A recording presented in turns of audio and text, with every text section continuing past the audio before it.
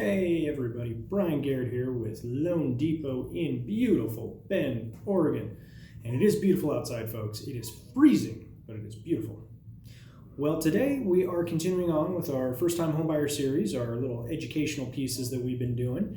But first, I wanted to address something. Just wanted to clear the air, talk about the elephant in the room, the 800-pound gorilla. You may have noticed something different about me. And so I'm just going to come out and say it. Yes, last week I did get a haircut. However, I didn't do my hair today, so I'm not taking my hat off. There we go. So good for you for noticing something different about me.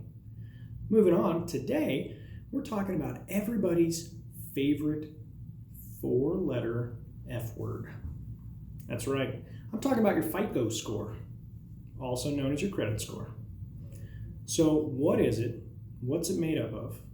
And how do you kind of manage it in a way that you can use it to leverage to purchase a home, right? Because that's what I do. I'm a loan consultant.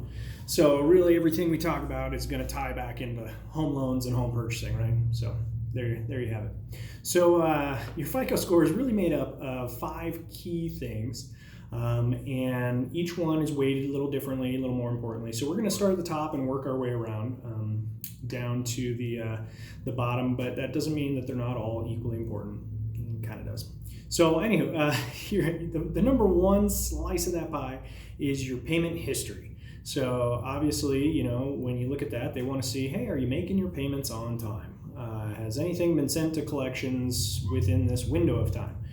Because the banks want to know, are we going to get our money back? If we give you money for a home loan, how likely are you going to pay it back? So that's the biggest chunk there. And the next one is amounts owed, or the amount that you're actually using. So kind of the yield that you're using on those accounts.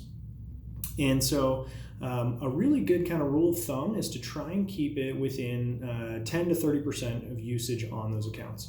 That's how you're going to see the most benefit. For those of you out there that have lower FICO scores and you're trying to improve them, you want to try and keep your accounts between 10 and 30% of usage. If it's over that 50% mark, that's where they start dinging you a little bit for that, and anything kind of above that, you'll start to see a negative impact on your overall credit score. So that's a biggie too. So for payment history, it's about 35% of the total score comes from that, and the amounts owed is right around 30%. So those two are kind of the big two. The next 3 are each a smaller slice of the pie. So let's take a look at those. So you have length of credit history. And so they just want to see how long have these accounts been held open. And the weird thing here, it's kind of counterintuitive, is the longer they've been open, the more beneficial to your credit, right? So I just had this come up a couple days ago, actually. Had a potential borrower who had just paid off their vehicle. And they reported to me, they noticed that they actually took a hit on their credit. Their credit score went down. And so I kind of chuckled and I said, yeah, that's the common misconception, is that, hey, I just paid off this huge account that should have had a positive impact, right? It shows that I'm paying my debts. And my response was, well, yeah, but now they can't get any more money from you. So now you closed out that account, and so the length of that credit history has now been closed. And so going forward, they can see that in your credit history, and they say, oh yeah, good job. But going forward, it's not going to apply to your credit score positively or negatively any further. And so when you first initially pay that off, you might see a little bit of a ding and a downward movement of your credit score. It'll bounce back, but just be aware of that. So then the other two you have, and that's about 15% of that score. The other two is you have new credit and types of credit, and those are both at 10%. So they want to see you engaging with kind of the credit machine. They want to see you opening those new accounts, getting phone accounts and credit cards, because then you're playing the game, right? Then you're in it to win it. You're participating, and so something that I like to highlight when I'm talking about this part of the credit is, if you don't play, then you have insufficient credit. And if you have insufficient credit, you come back as an invalid credit borrower. And so you need to have at least one person on the loan that's got a credit history. Depending on which loan program you have, it's going to affect you differently. So the reason that your FICO score, or that four-letter F word that everybody loves, is so important when it comes to purchasing a home is a lot of our rate pricing, and I discussed this in one of my other videos, a lot of our rate pricing is based on those credit scores.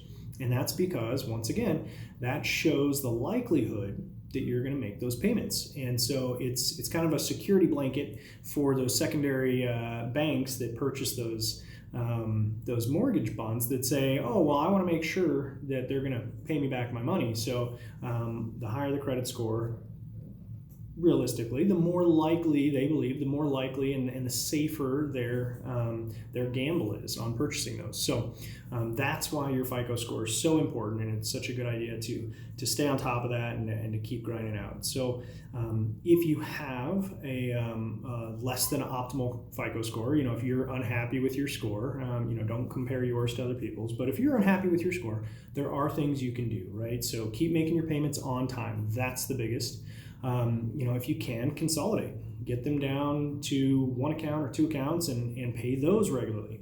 But then also, if you do have those revolving debts on there, so your credit cards and things like that, your car payments and all that stuff, try and keep that yield, that amounts owed, in that 10 to 30% window, because then you're still going to see the positive impact of having the credit lines, but with it at that lower tier, you're going to see the most positive impact for those numbers. So, but yeah, that's kind of your FICO in a nutshell.